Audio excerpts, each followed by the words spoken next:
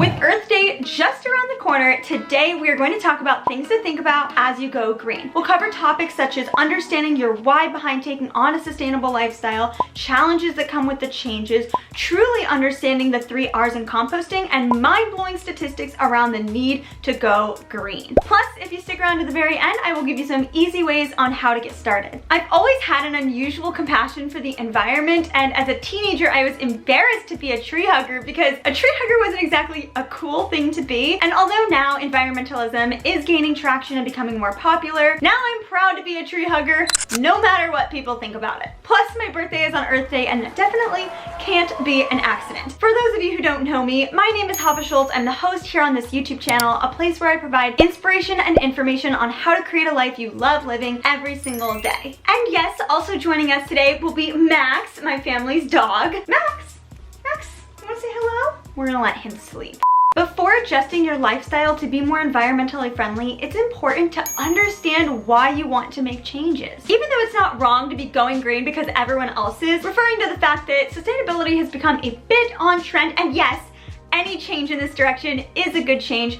Understanding your personal motivation will help you stay with it for the long haul rather than buying some cool new sustainable products and then a few weeks later throwing them out, which basically makes the situation you were trying to solve worse. I'll share why I love making adjustments to go green, and hopefully one or some of my reasons resonate with you. Firstly, I personally love making changes that move me towards a zero waste lifestyle because I'm doing what's in my power to change problems we're seeing on a global scale as a result of garbage and pollution. As Gandhi's famous quote goes, "Be the change you wish to see in the world." And that's exactly what I'm doing. Many people justify their poor choices related to environmentalism by saying that anything they do is just a drop in the bucket, so why bother? If everyone felt that way, our bucket would be empty. And on the contrary, if everyone did their part, our bucket could be full. It seems like so many people are preoccupied with their own conveniences and comforts rather than the impact that their individual choices can have when combined with other people's individual choices. That perspective is really empowering and doesn't make your efforts feel so small, especially if you are really trying your best and recognize that we all have to work together. This concept of collective results goes both ways. So a lot of people doing bad things individually will have a bad effect on the environment, and a lot of people doing good things individually will have a good effect on the environment. And this can actually be seen very recently with some things that happened during quarantine. There were a lot fewer cars being driven, fewer planes flying, fewer factories going, and people in major cities reported bluer skies because the smog had cleared. They could literally see the change. Do not twist my words. I am not at all implying that we should stay shut down or quarantine or anything of the sort. I don't believe we should all just stop driving and stop flying and stop factories. No, the only reason I'm bringing this up at all is to show you a very recent and relevant example of how altogether our actions really do stack up and we can see results fast. So hopefully that's actually a glimpse of hope to you, because if we can have good results shown in just a matter of months, then there's nothing saying that altogether we can't do that again. It's time to stop living for me and start living for we. And notice I did not say start living for them. You are part of we. So it's time to create a lifestyle that benefits both yourself and others. You do not have to be a martyr to make an amazing difference. In fact, it can be quite the opposite. Eco-friendly changes can actually improve your life in unexpected ways. Sustainable lifestyle choices are not sacrifices, they're simply adjustments. And back to my point about doing whatever is in your power to make a difference, think about this. If you're actively making changes and making choices to help reduce your negative impact on the environment, when you see pictures of landfills or read about the horrible destruction of global warming, you may still feel upset because it's really upsetting. But you won't feel upset due to guilt because you know that you are doing whatever is in your individual power to slow or maybe even reverse the consequences that you're seeing. Another reason eco-friendly choices bring me joy is because it's a way of showing my love for the world, plants, animals, and people who live here, both present day and future, whether I know them or not. I personally feel proud of the fact that I'm a considerate human being and I walk my talk. Remember, actions speak louder than words. I've grown up in a situation where I do not face health problems every day from pollution like some people do in their air, water, or diet. It's easy for people from a similar background to mine to just be out of sight, out of mind as it relates to all this, but just because it's out of sight for me does not mean it is out of mind. Also, now that I recognize that I have accessibility to products that can make a positive difference, I feel a pull by my conscience to do the right thing. In general, it's one thing to be ignorant, but when you know that you can make a good impact in some way and you consciously decide not to give it your best try, that deteriorates at your character. Now, you do not need to go from zero to hero to be a good person. Obviously, there are some real challenges on the journey to living a low or no waste lifestyle, and I'm not immune to them at all. So let's talk about the challenges associated with going green. First of all, I am going to mention the elephant in the room. Upfront costs. Even though long-term, the cost of low-impact alternatives can be equivalent or even lower than ordinary products, not everyone has the cash on hand to make the switches. My recommendation, while not earth-shattering, oh thank God, I'm trying to help keep the earth together here, is to start where you can. Even if you don't have the financial capability to buy an electric car, you still have the power to make a difference. There are a lot of changes that don't cost any money at all because it's just a matter of saying no. For example, when you eat food at a restaurant, be it seated dining or a meal to go, you can just say no to the disposable straw. You don't need something to replace it. You really can drink from the edge of a cup.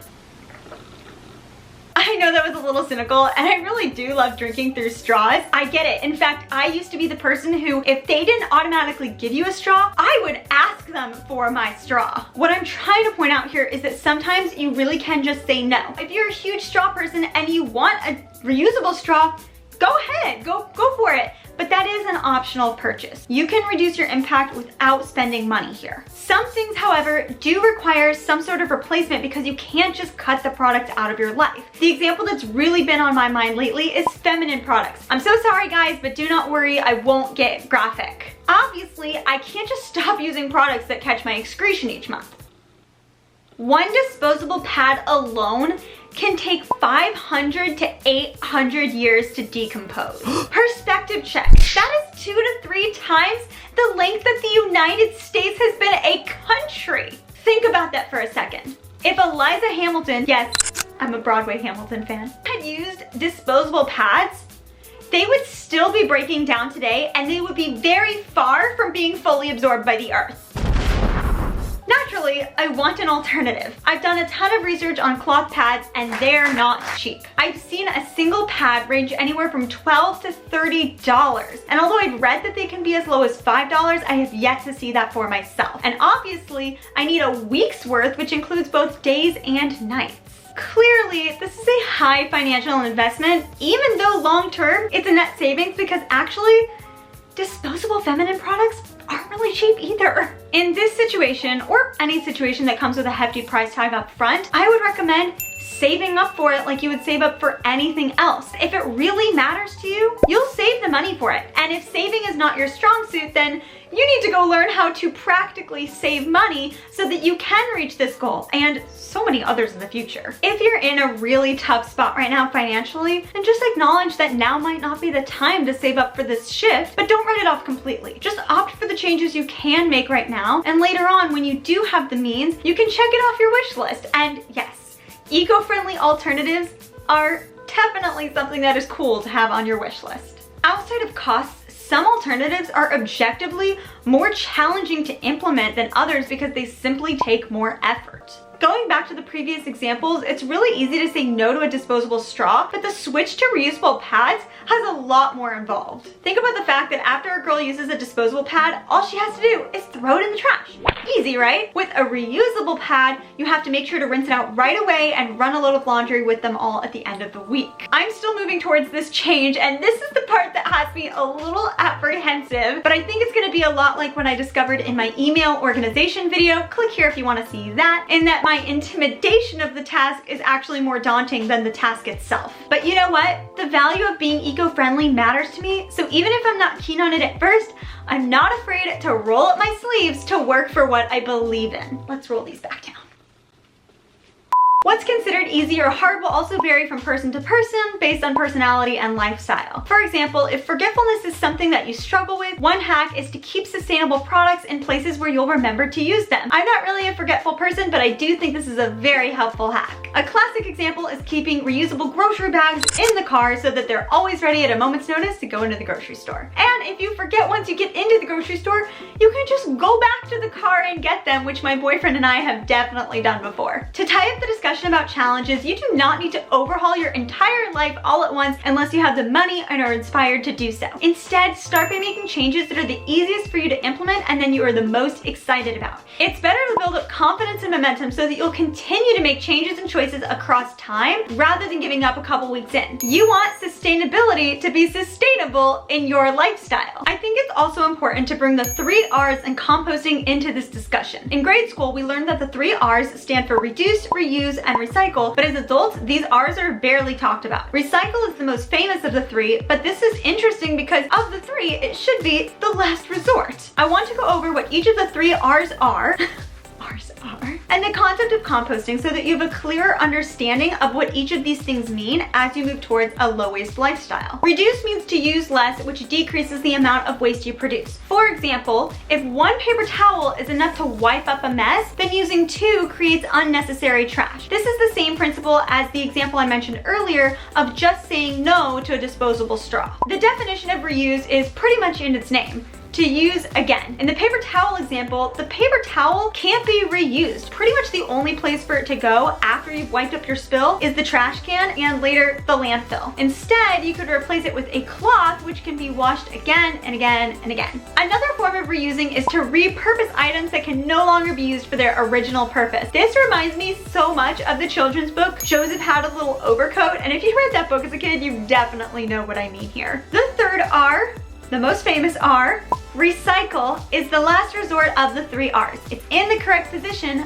of the 3. Recycling is an alternative route for what is already considered waste. Reducing and reusing are ideal because they prevent the creation of waste in the first place. Obviously, recycling is far better than throwing something in the landfill, but we can definitely deepen our impact by opting to reduce and reuse as much as we can before we even recycle. Composting is another way to handle waste, and it's great. According to Trashes for Tossers, composting is organic matter that has broken down through the process of being exposed to air and water and creates a soil-like mixture that's full of nutrients and is great for gardening, farming, landscaping, and potting plants. You can do this yourself just in your backyard or wherever you have space, or you can bring it to places like farmers market where organizations often set up to do composting on a large scale. Composting is primarily for plant-based items like fruits, vegetables, and yard clippings, although there are some other items that have the potential to be composted, such as paper-based items because paper is derived from trees. Plus, if you purchase items from retailers like Package Free Shop, which is my favorite, and I will link them in the description below, you can actually compost really unordinary items like toothbrush handles or reusable produce bags. Composting is not a step that I've taken yet, but it's been on my mind for quite some time, so I know it's coming in my future, one way or another. We are mid-video and I want to just give you a recap on where we are. So far, we have talked about the reasons that I personally enjoy going towards a low-waste lifestyle, challenges that come with these changes and how to handle them, and understanding the difference between the 3 R's and composting. I hope you are feeling optimistic about your ability to make a change because now I am going to give you some shocking statistics that will prove how much the planet and global community really need your help. All right, here we go. The average American produces 4.9 pounds of trash each day. Do the math, and that's equivalent to tossing 67 million Asian elephants into landfills every year. The United States is the top garbage producing country in the entire world. According to the University of Southern Indiana, 5% of the world's population is producing 40% of the world's waste. 10% of the money we spend buying things goes towards packaging that gets thrown away. It's nearly impossible for even biodegradable items to break down in landfills because oxygen is needed for them to break down, and landfills are packed so tightly that most oxygen is squeezed out. As of 2019, half of all plastics ever manufactured had been made in the previous 15 years. Humans purchase 1 million plastic bottles per minute. The majority of this plastic ends up in the ocean. Estimates predict that by 2050, the oceans will have more plastic by weight than fish.